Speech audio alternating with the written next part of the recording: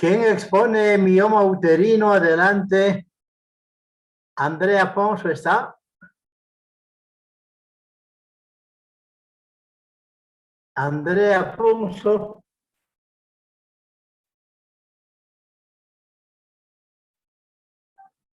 Alexandre de Edas. Sí, doctor. Ya, Edas, comenzamos entonces.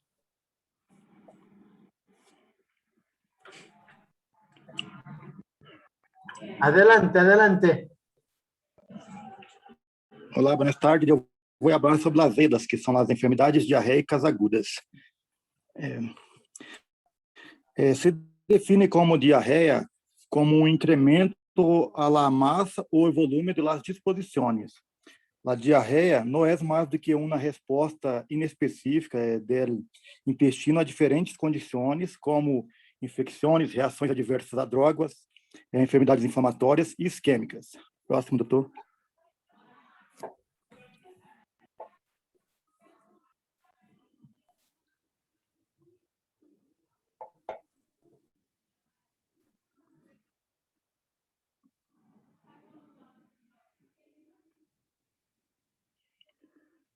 Adelante. Classificação da diarreia segundo sua duração. Ela pode ser classificada como uma enfermidade diarreica aguda, que é aquela diarreia com menos de 14 dias de evolução, ou enfermidade diarreica persistente, que é a diarreia com 14 dias ou mais de duração. O princípio é perigo e a desnutrição e as infecções extraintestinais severas também pode ocorrer a desidratação. E a terceira é a enfermidade diarreica crônica, que é a diarreia de mais de 30 dias de evolução. Próximo, doutor.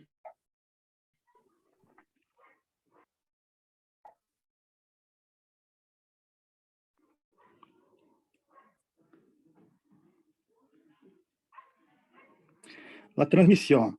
A EDA é adquirida principalmente por la ruta fecal. A infecção ocorre por contato direto e é mais frequente em populações hacinadas como os asilos ou guarderias.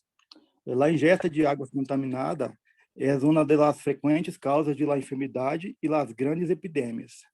Próxima, doutor.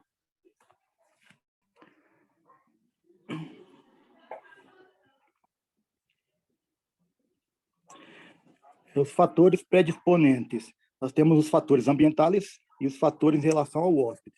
Em los ambientais, podemos destacar a água inadequada ou contaminação fecal, falta de facilidade sanitária, má higiene personal e doméstica, inadequada preparação e conservação de los alimentos, e também a ignorância ou patrones culturais adversos, como malas práticas desde o teste e tardia busca à atenção médica.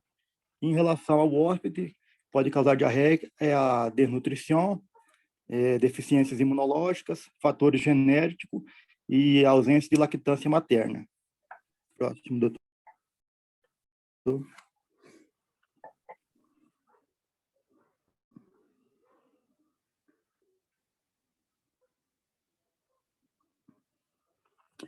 A fisiopatologia. Em as infecções intestinais, um patógeno ingressa e coloniza uma porção do intestino.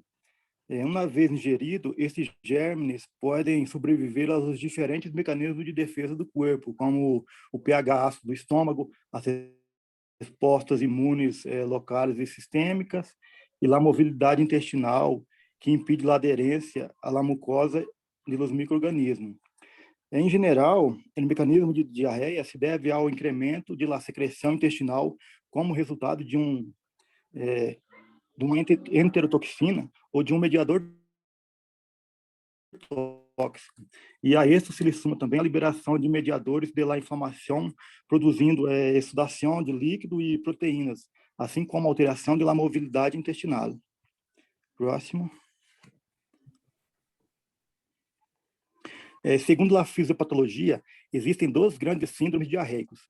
Nós temos o síndrome aquoso no inflamatório, que ele é autolimitado, cede com uma terapia de suporte, cursa com a excreção de grandes volumes de fezes líquidas, sem pus ou sangue, escasso dolor abdominal sem pulso nem tenesmo e ausência de febre, apresenta uma febre de baixa magnitude. E o outro síndrome é o síndrome inflamatório, que ele cursa com heces frequentes de pouco volume, com sangrado ocasional, com tenesmo e febre ou dolor abdominal severo. Geralmente é associado a um patógeno e requer um antibiótico. Próximo, doutor.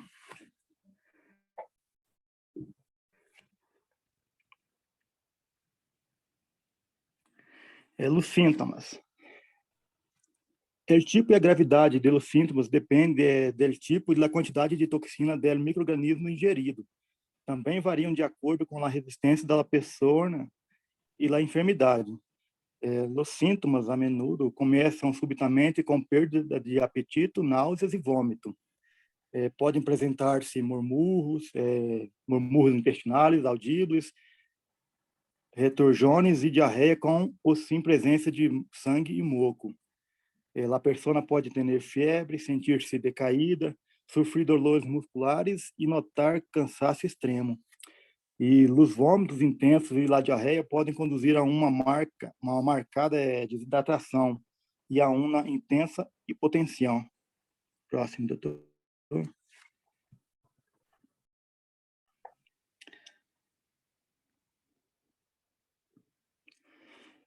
A ameaça mais grave de las enfermidades diarreicas é a desidratação.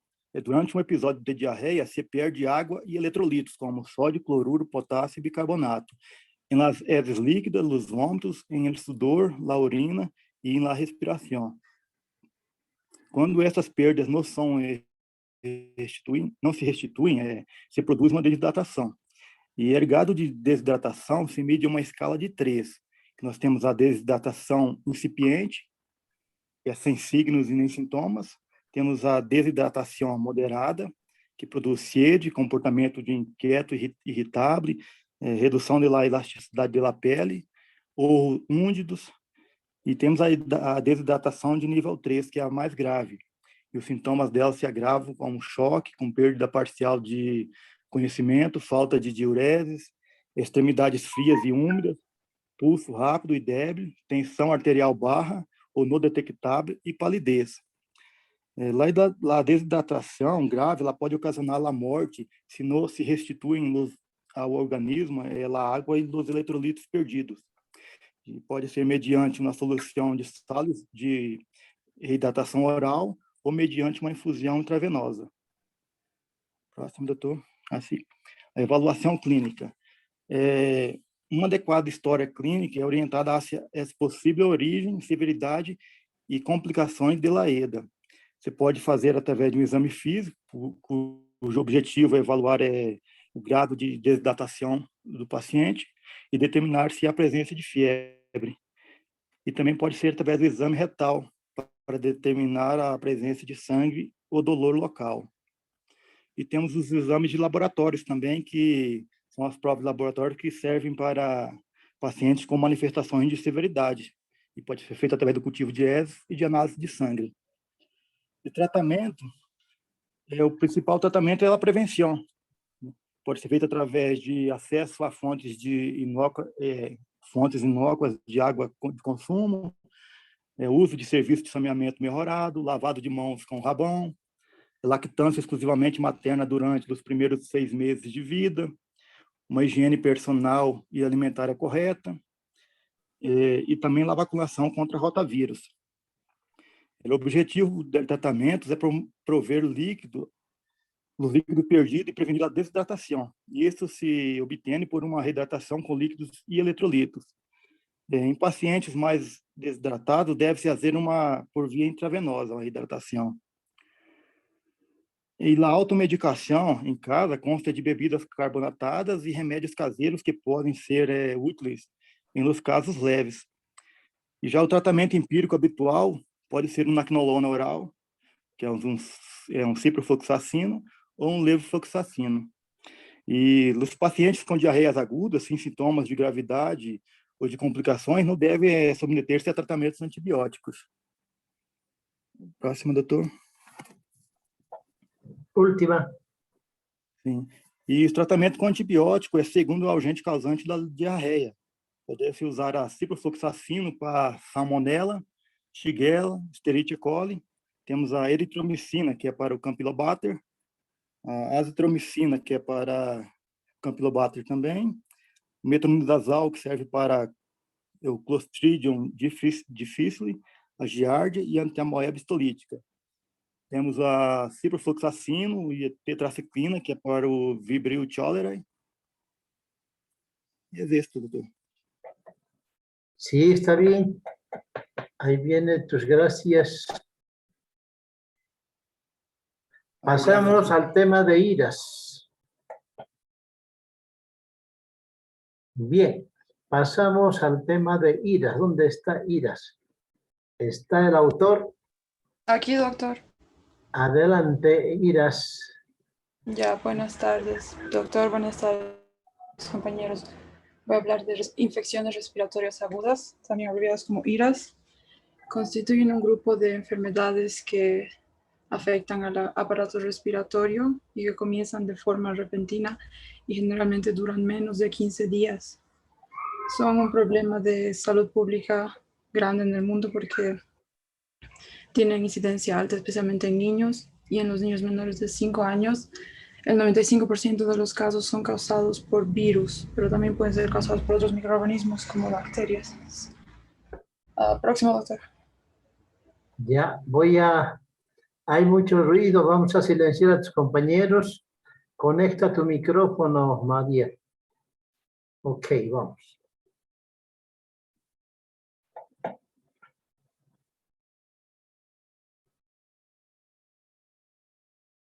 Micrófono, Mariel. Ya, ahora sí, doc. Ya, la etiología. Las IRAS están causadas más que todo por virus y los virus más comunes encontramos el virus de la influenza, rinovirus, el virus de la parainfluenza, tipos de adenovirus y tipos de coronavirus que excluyen el SARS-CoV-1 y 2 y los MERS que causan enfermedad pulmonar grave. Estos virus generalmente pueden causar enfermedades como el resfriado común, hasta faringoamigdalitis, faringitis, otitis, y puede haber la principal complicación de las IRAS, que es la neumonía, que puede tener una etiología bacteriana, en la cual las bacterias más comunes son la Haemophilus influenzae, Staphylococcus aureus, Streptococcus pneumoniae y Piógenes. Próximo, doc.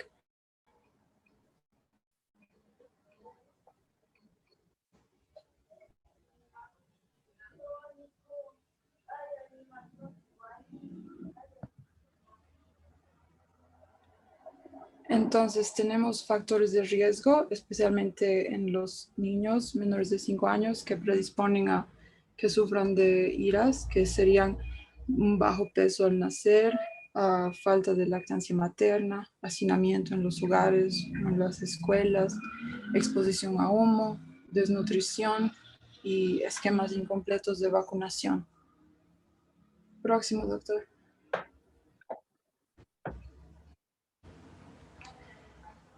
Los signos y síntomas incluyen tos, dolor de cabeza, fiebre, irritabilidad, dolor de oído, rinorrea. Generalmente indican que el niño está sufriendo de una IRA. Próximo, doc.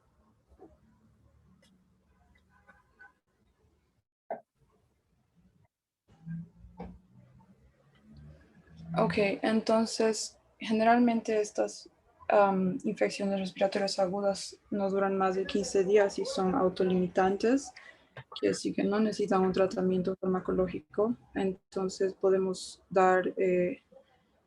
aumentar el consumo de líquidos para evitar la deshidratación, mantener la alimentación habitual. Podemos dar en pequeñas fracciones, varias veces al día. Incorporar frutas y alimentos ricos en vitamina A y C, frutas, verduras de colores vivos generalmente. Mantener la lactancia materna, no cortar. Se puede dar paracetamol a 60 miligramos por kilogramo al día, 4 a 6 veces al día para aliviar la fiebre y malestar general. y, bueno, evitar cambios drásticos de temperatura y corrientes de aire. Próximo, doctor. Entonces, tenemos signos de alarma cuando puede haber una complicación más allá de una ira, como neumonía. Generalmente se presenta con aumento en la frecuencia respiratoria o dificultad respiratoria. Puede haber hundimiento de las costillas, el tiro intercostal que señala una deshidratación, silbido al respirar en el pecho, rechazo de alimentos o de líquidos o vómitos constantes, pus o secreción de oído, fiebre que dura más de 3 días o persiste aún con la administración de paracetamol, irritabilidad, decaimiento y somnolencia y ataques y convulsiones. Significa que hay que llevar atención médica. Próximo, doc. Para la prevención tenemos el lavado de manos frecuentes, usos de barbijos, o si no, estornudar en el ángulo interno del codo o un pañuelo desechable y lavar las manos, mantener una alimentación balanceada y una hidratación adecuada, promover la lactancia materna, especialmente durante los primeros 6 meses de vida, no fumar cerca de niños o niñas, mantener lejos del humo, evitar hacinamiento en los hogares, colegio, hacer ventilación de las habitaciones, evitar quema de leña en habitaciones cerradas y mantener las vacunaciones al día. Y eso sería, doctor. Gracias. Bueno, está interesante. ¿Ha llegado Afonso? Sí, doctor. Ahí. Ahora sí. Afonso, adelante.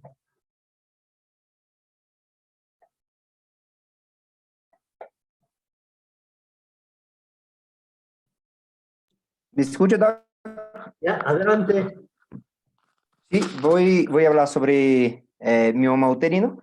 Y la definición más certera sería un tumor benigno formado por fibras musculares lisas y tejido conectivo, ¿sí? ¿Podemos pasar entonces?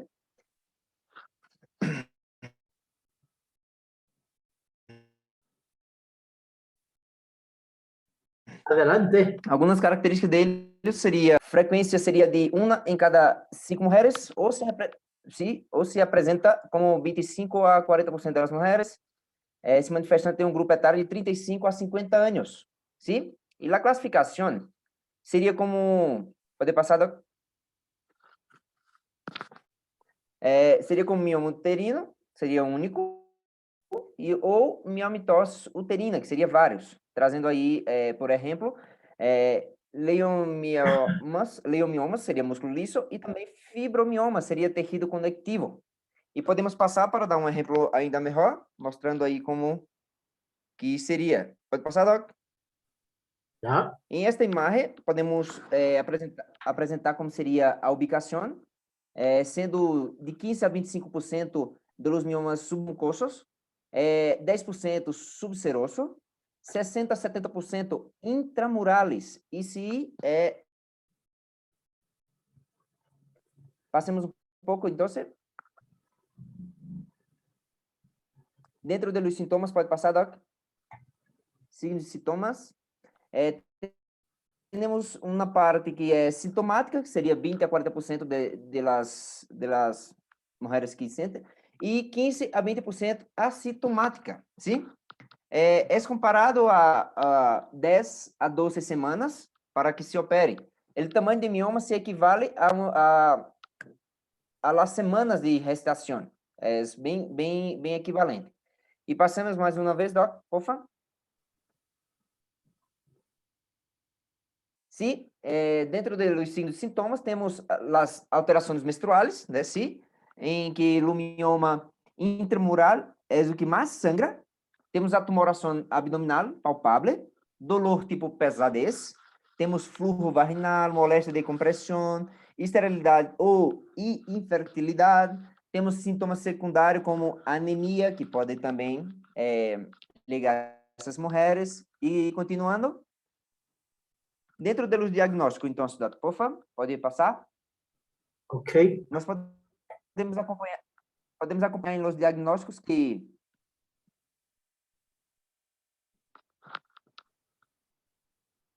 sim, em primeiro momento, ele tacto bimanual, onde há a introdução na vagina e a parte de fora, sentindo assim o que se poderia ser o mioma. E para confirmar, nós temos a ultrassom, né, a ultrassonografia.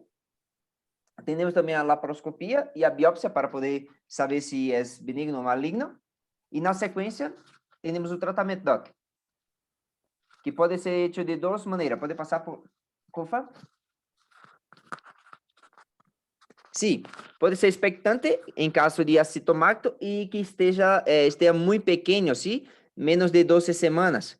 Ou, se necessário, o médico pode passar o agonista, sim? Um exemplo dele seria o Lupron. E seguindo o tratamento, pode passar, doutor? Por favor? Sim, temos então o tratamento quirúrgico, sim? Seria a esterectomia total, assim para mulheres com paridade completa, ou a esterectomia total, mas sobe também para idade completa, e a miomectomia, sim? Para jovens, para nuligentas, para também para aquela que há desejo de embaraço ou infertilidade. E mais uma vez, Doc, pode passar? E assim, nós temos também uma questão sobre o mioma e embaraço, que se apresenta em 1% das embaraçadas, sim? Aumentando o tamanho em 50% a 70%. Altera a evolução do embaraço, são sintomas de aborto, parto prematuro, desrelação e também subvolução uterina e abdômen agudo. E esse seria o nosso trabalho, Doc. Gracias. Ok, tenemos todavía un tiempito, vamos a continuar con el video entonces que teníamos hace un momento.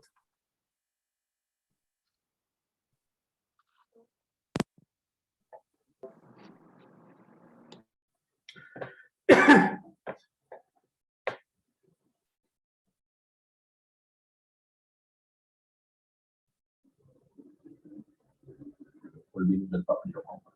Entonces, con cualquiera de estas vamos a intervenir a este cervix y nos va a permitir destruir estas lesiones cuando todavía están pequeñas y es muy buen día. Muchas veces al destruir estas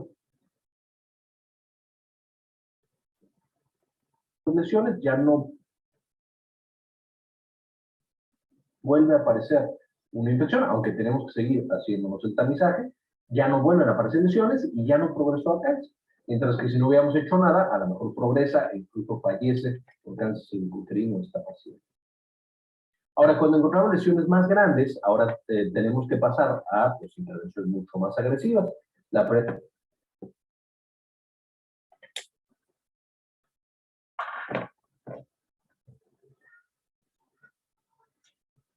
Es el cono cervical, en la cual literal se corta un pedazo del cervix, se extrae, se toman biopsias de todo y se evalúa qué tan extendido está realmente el tumor.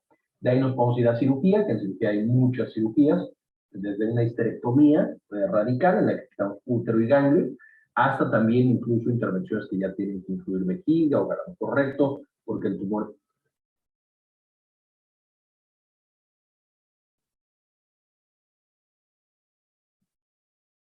está extremadamente, o la pared pélvica, perdón, porque ya el tumor es muy grande, o está invadiendo otros tejidos, y por supuesto también dar quimioterapia y radioterapia.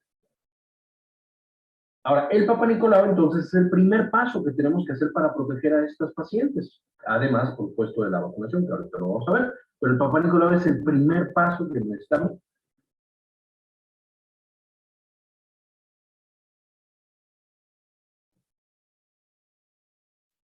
para proteger a estos pacientes.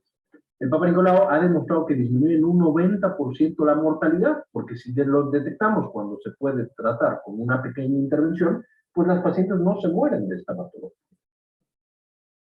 Para nosotros hacernos el Papa Nicolau no se puede hacer en cualquier momento, se tiene que hacer justamente cuando es más fácil obtener muestras de células que están en la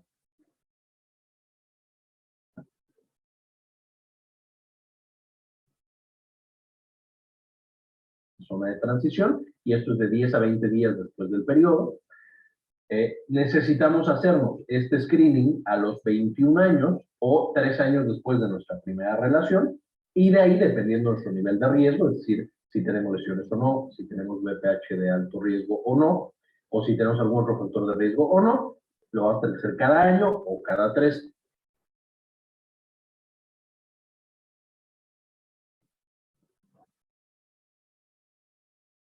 Años, por supuesto, todo se decide con el médico que está tratando a la paciente. Y el resultado que nos va a generar es, por supuesto, la prevención. Podemos prevenir la lesión cuando apenas está apareciendo y no dejar que avance y que destruya la vida de esta paciente. Ahora, aquí podemos ver qué tan poderosa puede ser esta prevención en el sentido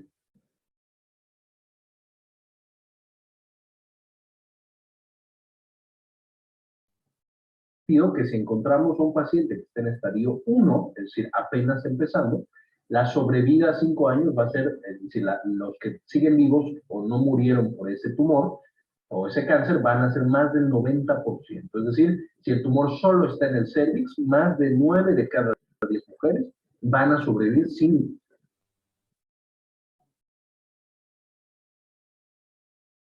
ninguna complicación, más allá de estas estrategias que mencionamos, de la asa diatérmica o la fototerapia dinámica, etc. En el estadio 2, que el tumor ya está más allá del cervix, con el parametrio, pero todavía no está en los nódulos, sobreviven de 60 a 80%. Si está en estadio 3, es decir, se extiende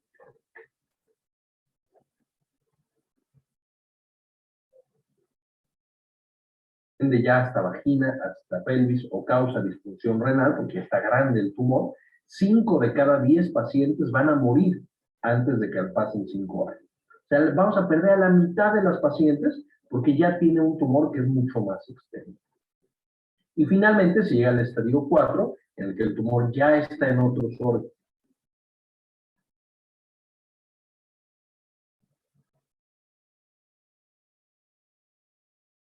O ya presenta incluso metástasis, menos del 30% van a seguir vivos a 5 años. Es decir, perdimos 7 de cada 10 pacientes que nosotros detectamos en este estadio 4. De nuevo, pensando que si lo hubiéramos detectado en estadio 1, todos estos pacientes, o la mayoría de estos pacientes, se hubieran salvado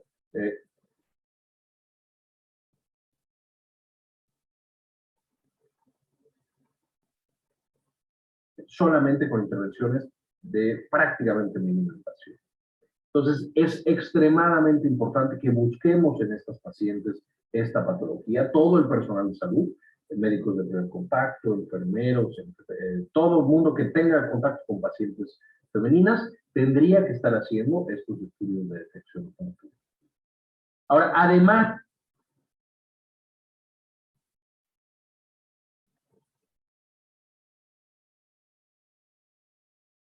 del tamizaje, que es el Papa Nicolau, tenemos otras 2 herramientas poderosas.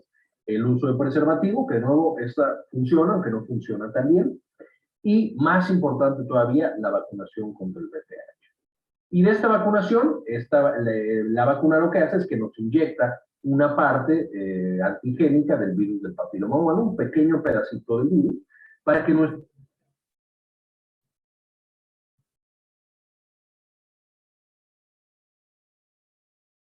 sistema inmunológico despierte y sepa cómo atacarlo. De manera que cuando yo tengo contacto después de la vacuna con el virus, mi cuerpo lo destruye inmediatamente y no puede generar estas lesiones. Incluso si generó las lesiones, tiene mayor probabilidad de destruir al virus dentro de las células y entonces revertir esas lesiones, al menos en teoría. Ahora, para mujeres y hombres,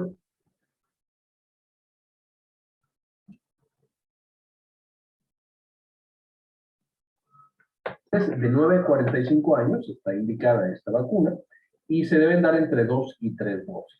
3 dosis es generalmente lo más aceptado, aunque muchos hospitales en México manejan solamente 2 dosis tienen ahí evidencia de que eso es lo que les funciona, aunque de nuevo 3 dosis es la recomendación, digamos, internacional.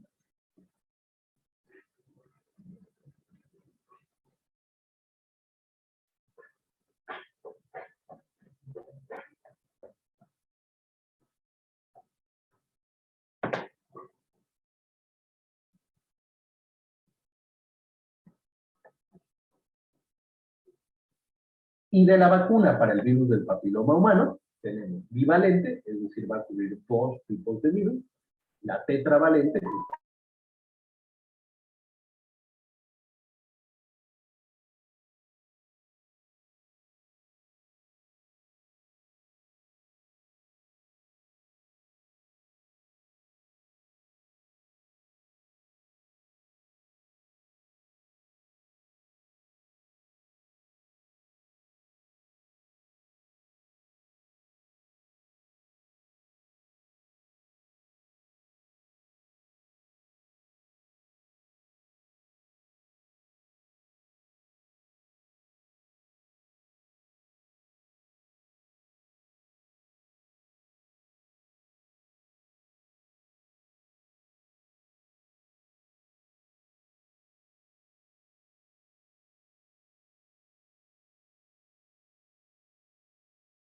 también contra cáncer cervicouterino, que de nuevo aquí tenemos el 70%, entonces le agregan más al porcentaje.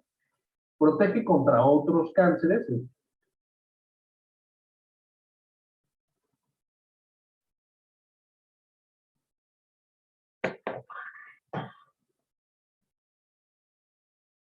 Es decir, el VPH sabemos que puede no solo causar cáncer cervicouterino, sino también en otros tejidos, prevenir la aparición también de lesiones premalignas y por supuesto también de verrugas, que es otra de las cosas que genera el virus del papiloma humano.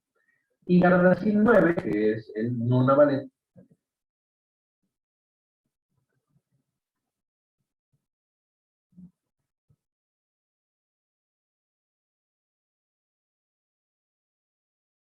Cubre todos estos tipos de VPH. Entonces nos ayuda a prevenir cáncer cervicouterino, otros cánceres, igual que esta otra, lesiones premalignas y verrugas, pero con un mayor abanico de virus del cual nos va a proteger. De nuevo, la elección de qué vacuna le toca a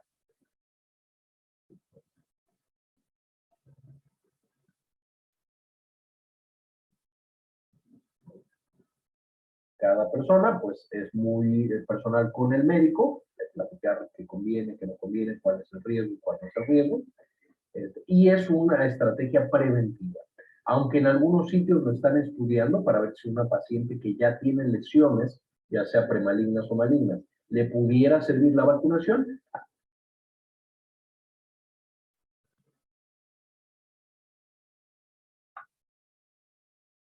Hasta este momento la recomendación es que sea preventivo, es decir, antes de tener contacto con el virus del papiloma humano. Se debe administrar en mujeres de 9 a 45 y también en hombres, porque los hombres a veces desarrollamos cáncer de otros tejidos, pero también podemos solamente transmitirlo e infectar a nuestras parejas y causarles graves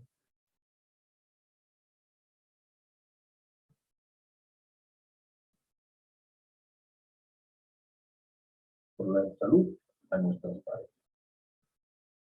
De manera que podríamos nosotros, con las herramientas actuales que tenemos, disminuir más del 90% la incidencia y la mortalidad del cáncer cervicouterino. Si no lo hemos logrado es porque no hemos generado las estrategias adecuadas para implementar estas poderosas herramientas que ya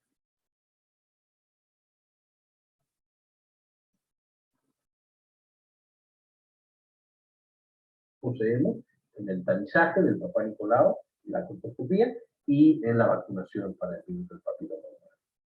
Todo el personal de salud somos los pilares para proteger a nuestras pacientes y cada paciente que se nos escapa es una vida que potencialmente acaba destruida porque no hicimos estas estrategias relativamente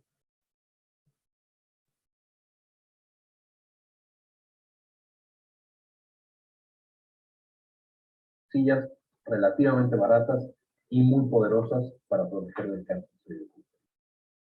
Quiero agradecer muchísimo a todos los miembros de Patreon que nos apoyan para hacer este tipo de contenido. a José Celarayan, a Laín Falco, que Laín es nuevo en el canal y en Patreon, entonces agradezco mucho.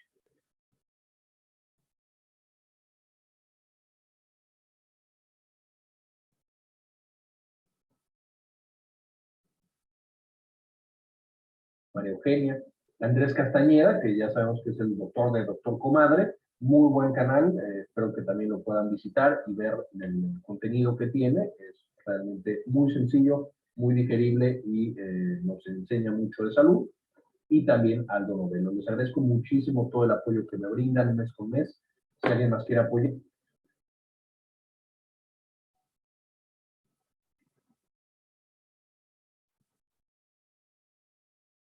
es bienvenido y llegará a una comunidad donde recibimos muy bien. También les dejo aquí algunas referencias, más textos para leer, por si quieren saber un poquito más de la patología.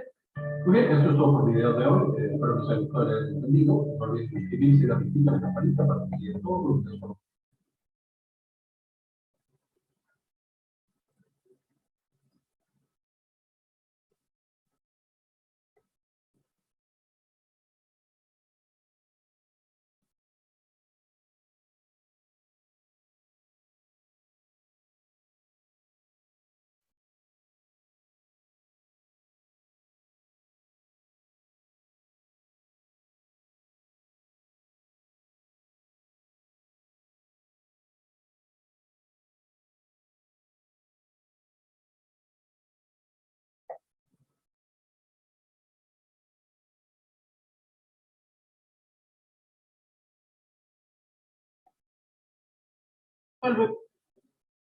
pH de bajo riesgo tenemos el genotipo 6, 11, 42, 43 y 44, de los cuales los que se encuentran más extendidos en la población general es el 6 y el 11, y en el caso del VPH de alto riesgo, que tienen alto potencial oncogénico, de hecho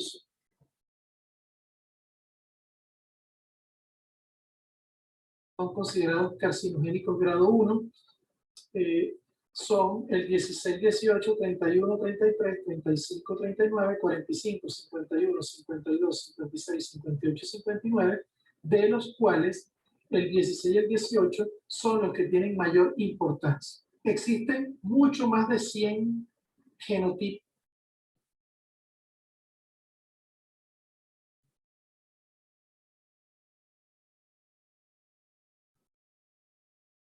virales del VPH, de los cuales aproximadamente 40 invaden la mucosa.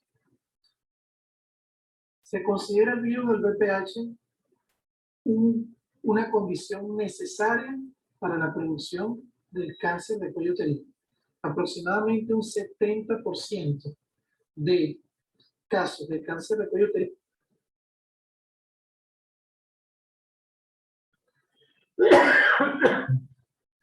están asociados al VPH.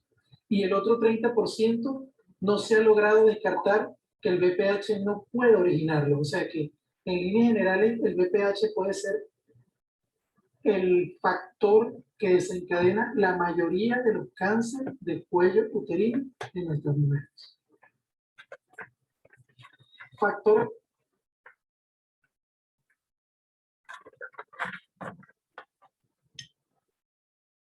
de riesgo.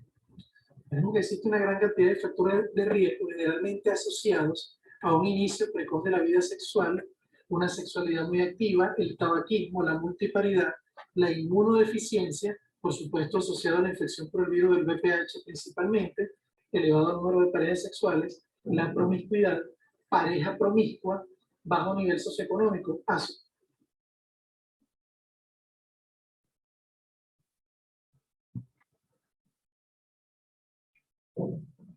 a una deficiencia alimentaria, infección persistente por el virus del papiloma